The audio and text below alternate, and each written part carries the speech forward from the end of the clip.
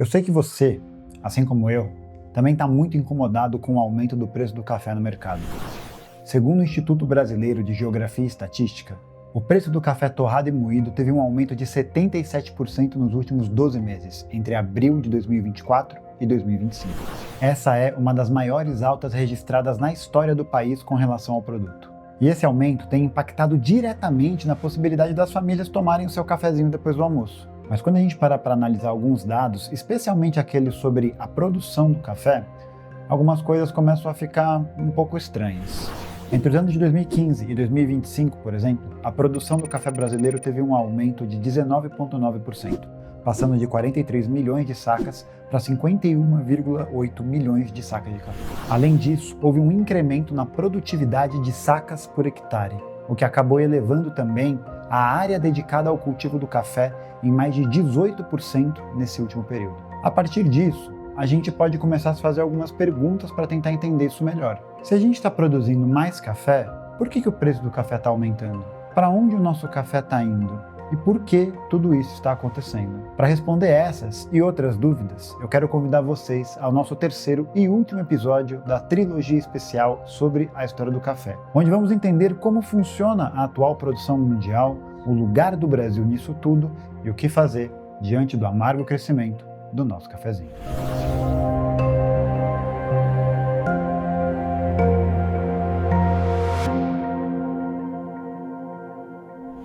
Como vimos nos episódios anteriores, o café se tornou uma bebida amplamente conhecida e apreciada no mundo todo. E a sua importância é tamanha que hoje o café é o 8º commodity mais negociado do mundo inteiro.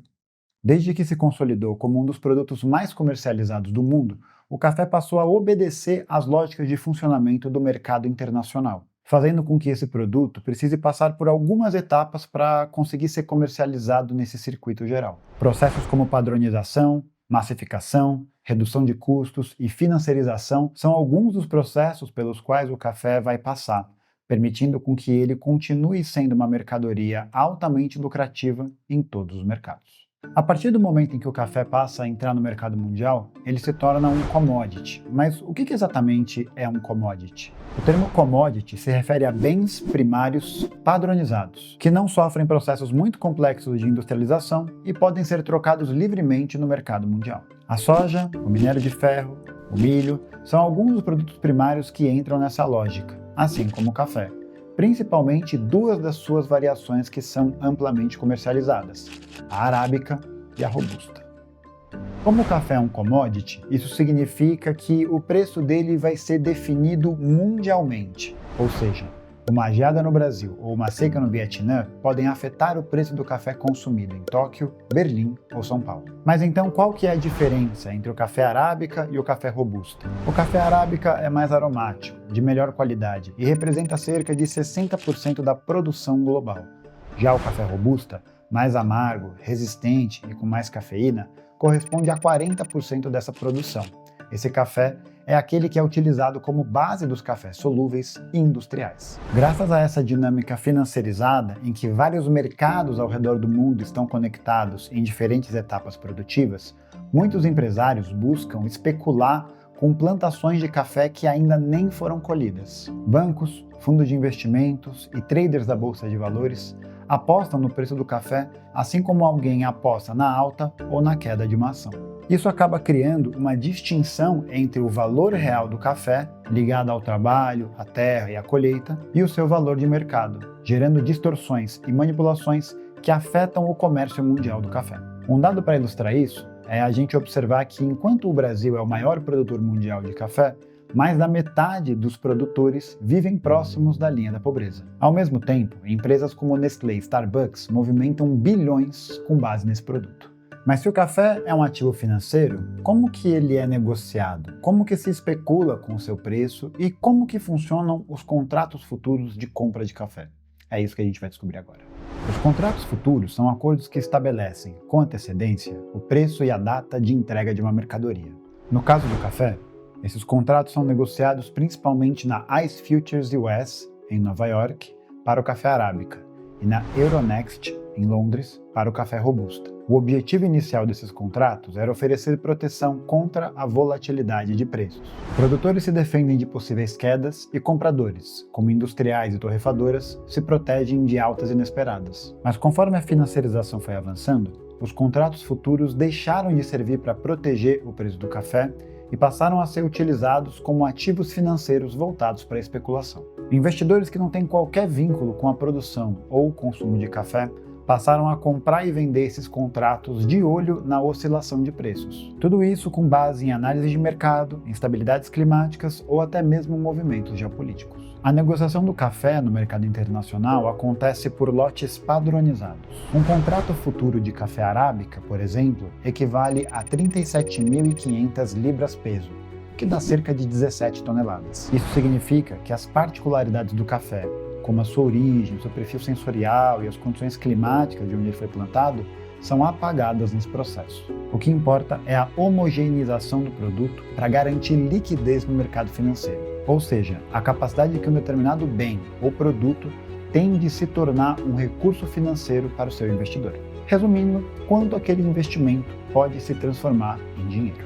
Então, as operações realizadas pelos agentes financeiros servem como mediação entre os interesses dos grandes produtores de café e também os seus principais investidores financeiros. Além disso, grandes empresas do setor alimentício, como Nestlé, Starbucks e GDE Peet's, atuam não só como compradoras, mas também como agentes financeiros que movimentam esses contratos futuros. Dessa maneira, eles garantem margens de lucro independentemente das condições reais, tanto da produção agrícola quanto das necessidades reais da população em relação ao café. A produção é norteada, portanto, por uma lógica que premia tanto especuladores como especialistas do mercado financeiro. O resultado desse modelo é uma dissociação, uma desconexão do preço real do café no mercado internacional e as suas condições concretas de produção. Então, fatores como mudanças climáticas, crises logísticas, variações cambiais e decisões de fundos especulativos podem acabar causando uma grande oscilação no preço do café, mesmo que a colheita de um determinado país tenha sido estável.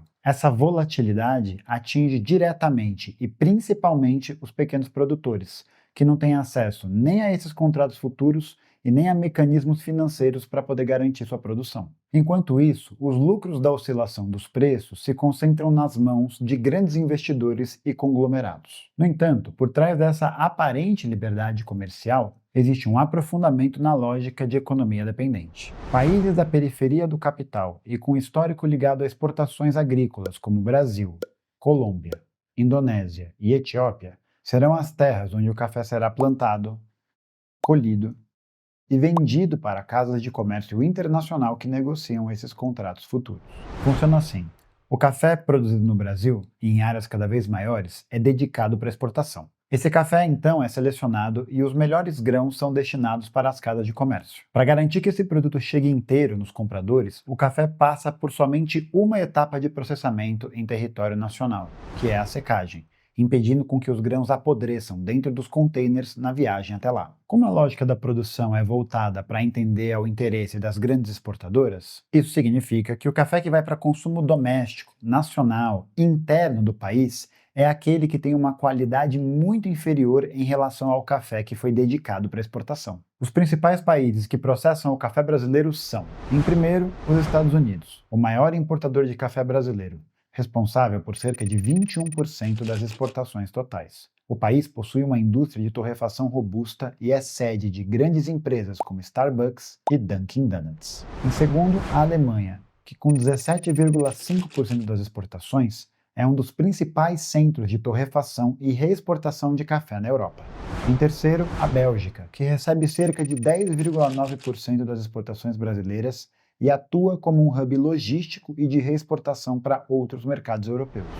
Em quarto, Países Baixos, que importam aproximadamente 7,4% do café brasileiro. Assim como a Bélgica, os Países Baixos desempenham um papel importante na distribuição do café para o restante da Europa. Com o controle dessas etapas de beneficiamento, o café processado e exportado por essas empresas encarece muito o produto, que mais tarde será revendido para países como Brasil, Colômbia, Indonésia, Etiópia, justamente os países que produziram esse café em primeiro lugar. Os cafés que são processados e comercializados no Brasil são aqueles de qualidade inferior, o que acabou levando à popularização do café que a gente está acostumado. O moído extra forte e embalado a vácuo não dominou a indústria por acaso, porque assim, o café de pior qualidade, que tem várias impurezas, pode ter um sabor mais uniforme e mais homogêneo. Além disso, a embalagem a vácuo permitiu que o café pudesse ser armazenado por mais tempo, garantindo a manutenção desse sabor. Isso, eventualmente, substituiu o antigo hábito que as pessoas tinham de moer grãos de café, dominando o mercado pela facilidade e praticidade, ainda que tirando o frescor do café moído na hora. E é por isso que quando vocês veem eu tomando um café da Vero, ele parece meio aguado. Geralmente, os cafés que são produzidos por pequenas cooperativas e famílias de agricultores, que é de onde a Vero faz as suas parcerias, têm propriedades físicas e químicas diferentes desse café industrial, criando uma experiência diferente de acordo com cada safra. E você pode usufruir dessa experiência assinando o Clube da Vero, com o cupom especial que a gente está deixando aqui na tela e aqui na descrição do vídeo para vocês. Esse cupom garante desconto na assinatura mensal e brindes exclusivos na assinatura anual. Faz assim, experimenta por um mês e vê o que você acha. Se você achar que a assinatura do Clube da Vero valeu a pena, aí você faz a assinatura anual, porque além de você ganhar desconto no pagamento, você também garante esses brindes exclusivos que eu comentei agora há pouco. Você pode assinar tanto para você, como para alguém que você sabe que gosta de um bom cafezinho. Aproveite todas as condições e conheça a experiência de apreciar um café com a Vero Café. Mas agora que a gente já entendeu toda a dinâmica de produção e comercialização mundial do café, a pergunta que fica é: por que o café está tão caro? Para a gente entender isso totalmente, a gente tem que voltar um pouquinho no tempo e falar a respeito da Conab, a Companhia Nacional de Abastecimento. Criada em 1990, a Conab é responsável por administrar e controlar os estoques reguladores de alimentos no Brasil. Esses estoques são direcionados principalmente para a agricultura familiar, que é responsável por 70% da produção alimentar para o consumo interno do país. Através de diversas políticas públicas, foi possível ampliar o alcance da Conab e, dessa maneira, garantir uma alimentação de qualidade para as famílias trabalhadoras brasileiras. Políticas como o Programa de Abastecimento Popular, PAP, que levou alimentos básicos para as vilas e favelas, implementado no final dos anos 80, e o Programa de Aquisição de Alimentos, o PAA, implementado em 2003, são exemplos dessa expansão que permitiu o aumento do fornecimento de alimentos por pequenos agricultores. Operado pela Conab e também pelos municípios e estados, o PAA tem seu desdobramento no Programa Nacional de Alimentação Escolar, o PNAE, criado em 2009 e que conta com boa parte do seu abastecimento realizado pela agricultura familiar. Mas nos últimos anos, com um avanço cada vez maior de políticas que privilegiam o agronegócio e a lógica de exportação, os programas de abastecimento também foram desmontados. Em 2020, durante a gestão Bolsonaro, 27 unidades de armazenamento da Conab foram fechadas, sob a justificativa de que o estoque dos alimentos estava atrapalhando as leis de mercado, o que afetou na prática a vida de centenas de milhares de famílias trabalhadoras, mudando o preço do arroz, do açúcar e até mesmo do café. Acontece que desde então, as políticas de abastecimento da Conab não foram retomadas, e graças a um incremento no volume de exportações e também graças às questões climáticas, o café passou a ser exportado em maiores quantidades para o estrangeiro, fazendo com que o preço no nosso território disparasse. Com mais café sendo exportado e sem a retomada integral dos estoques reguladores, a tendência é esse problema piorar cada vez mais e o café continuar aumentando de preço. Diante disso, vários mercados e marcas de café, para poder baratear o seu preço de produção, acabam produzindo algumas atrocidades como bebidas sabor café, já que ele não cumpre nem os requisitos mínimos para ser considerado um café de verdade. E com o avanço do agronegócio, essa situação piora cada vez mais. Segundo o dado de 2020, o Brasil já perdeu 30% da área dedicada ao cultivo de alimentos para produtos do agronegócio, como soja, milho e o próprio café. Esse modelo de produção acaba por pressionar ainda mais as famílias e pequenos agricultores, que sem acesso a instrumentos de financiarização e mecanismos de produção mais avançados, acabam sendo engolidos pelos grandes monopólios e grandes conglomerados do agronegócio. Além disso, muitos desses grupos enfrentam uma intensa violência no campo, graças às ações de grilagem, muitas delas patrocinadas pelo agronegócio, e pela violência que é imposta por esses grandes grupos empresariais. E essa tem sido a tendência há mais de 40 anos. Entre 1985 e 2022, a área de cultivo agrícola no Brasil aumentou de 19,1 milhões para 61 milhões de hectares, um crescimento de 189%.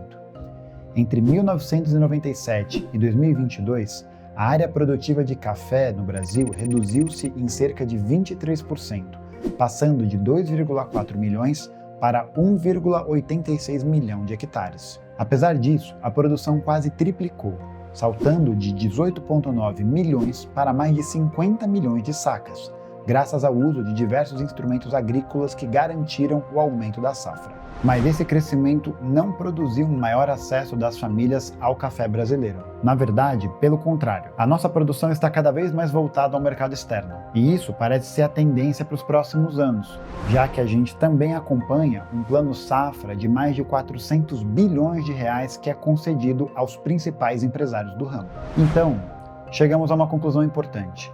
O mercado mundial de commodities, onde o café está incluído, é o que basicamente movimenta a economia brasileira. Mas depois de tudo isso que a gente aprendeu, talvez a mais importante e maior pergunta que a gente deva se fazer é a seguinte: para onde esse movimento está nos levando? Bom, por hoje é só, pessoal. Espero que vocês tenham gostado desse vídeo e não se esqueçam de conferir os outros 2 episódios da nossa trilogia especial. Além disso, não deixa de conferir também o link da Vero Café que está aqui na descrição e de utilizar o cupom para você poder assinar o clube de assinatura e ter uma ótima experiência com o café da Vero Café. A gente se vê numa próxima. Muito obrigado e até mais.